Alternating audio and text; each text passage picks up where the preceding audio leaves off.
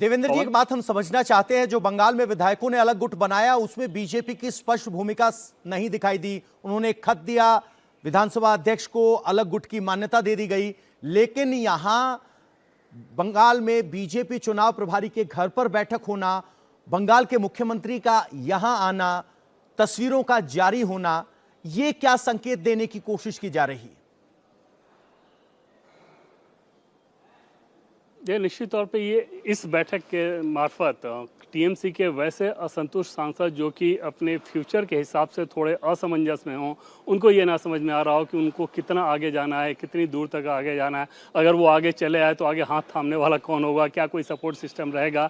इस तरह का जो असमंजस या भ्रम होगा वो ऐसी बैठकों के मार्फत एकदम से दूर होगी कि अगर वो ये सोचेंगे कि टीएमसी के अंदर वो एक अपना अलग धड़ा बनाते हैं तो पश्चिम बंगाल की जो सरकार है, वहाँ के जो मुख्यमंत्री हैं, उनके साथ डेवलपमेंट के इशूज़ पे उनका कम्युनिकेशन एक रहेगा। और दूसरी चीज़ की राष्ट्रीय स्तर पर भी देखें कि अगर भूपेंद्र यादव वहाँ पर बैठ रहे हैं, भूपेंद्र यादव के साथ वो बैठ रहे हैं, तो ठीक है कि कहने को तो यही कहा जाए कि भूपेंद्र यादव केंद्रीय मंत्री हैं, सांसद उनसे मिले थे, लेकिन अंदर खाने हम सभी जानते हैं कि वो क्यों मिले थे, किस लिए मिले थे। तो उस लिहाज से वहाँ भी उनको एक एश्योरेंस रहेगा कि बीजेपी के टॉप लीडरशिप के साथ वो एक कम्युनिकेशन में है। दल हालांकि तब भी उनका अलग ही रहेगा, वो टीएमसी के सांसद ही रहेंगे। ऐसा नहीं है कि बीजेपी उन सांसदों को अपने साथ जोड़ने के लिए या अपने साथ शामिल कराने के लिए ललायित है या ललायित करना जा रही है या उसके किसी प्लान में है, ऐसा बिल्कुल नहीं है।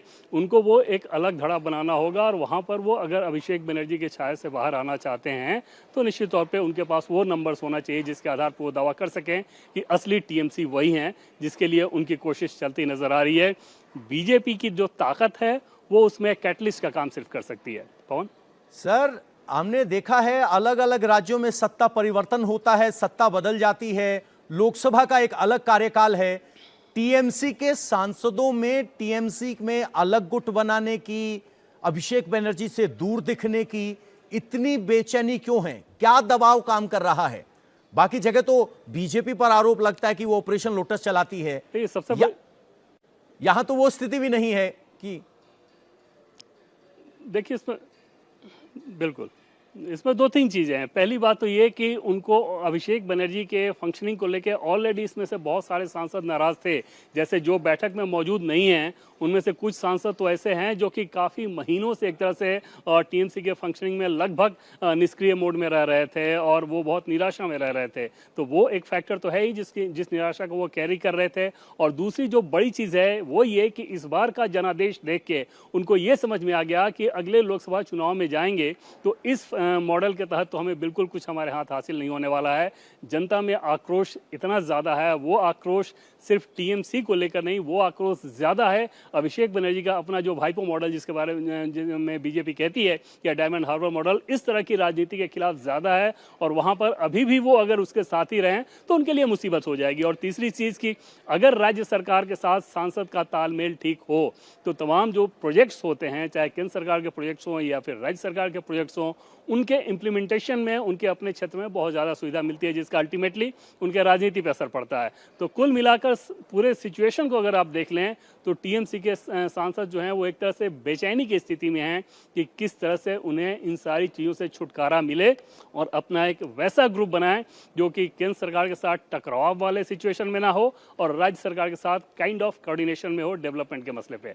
सुखेंदु शेखर 20 का आंकड़ा देते हैं, आप कह रहे हो कि अभी तक 10 ही हो पाए हैं सांसद, लोकसभा और राज्यसभा के मिला लिए जाएं तो 43 होते हैं। ऐसे में अगर ये आंकड़ा 10 पर रहता है तो इन सांसदों के पास क्या विकल्प होगा, क्योंकि एंटी डिफेक्शन लॉ इन पर लागू होगा। तो क्या इस्तीफा देने का भी मन बना चुके हैं जिस तरह से सुखेंदु शेखर ने इस्तीफा देने की शुरुआत की है? देखिए, राज्यसभा और लोकसभा इन दोनों में इस्तीफे को लेकर बड़ा फर्क रहेगा। राज्यसभा में क्या होगा कि जैसे शुभेंदु शेखर राय ने इस्तीफा दे दिया, अब इसके बाद जब चुनाव होगा वहां पर तो क्योंकि उपचुनाव होगा उसमें बीजेपी के पास विधायकों का स्ट्रेंथ है तो बहुत आसानी से वो जीत कर आ सकते हैं। लोकसभा में वैसी स्थिति नहीं होने जा रही है। लोकसभा में अगर टीएमसी के सांसद इस्तीफा देंगे तो वहां पर बिल्कुल ये नहीं होगा कि उनको बीजेपी अपना कैंडिडेट बना देगी और ना ही ये होगा कि बीजेपी उसी चेहरे के साथ लोकसभा चुनाव में जाएगी या फिर टीएमसी अपना कोई कैंडिडेट नहीं देगी। तो लोकसभा में इस्तीफा देकर और फिर उसके बाद दोबारा चुनाव में जाना ये आसान काम नहीं होता। ये बीजेपी भी बिल्कुल नहीं चाहेगी और टीएमसी के वैसे सांसद भी नहीं चाहेंगे। उनके लिए उनकी कोशिश सिर्फ ये रहेगी कि अगले 3 साल तक अपनी सदस्यता बचाए रखें और चुनाव से पहले जो कुछ करना हो उनमें से कुछ अच्छे चेहरों को बीजेपी ले सकती है, जहां पर जिस क्षेत्र में उनके पास अपना कैंडिडेट ना हो, अगर वो बीजेपी में आना चाहें तो। राज्यसभा में स्थिति बिल्कुल अलग है, क्योंकि वहां पर जब भी उपचुनाव होगा तो जैसा कि उड़ीसा के केस में भी आपने देखा कि बीजेडी के लोग बीजेडी के सांसद बीजेडी से इस्तीफा देते थे, उसके बाद बीजेपी उनको कैंडिडेट बनाती थी और विधायकों के बहुमत पर वह चुनकर दोबारा आ जाते थे।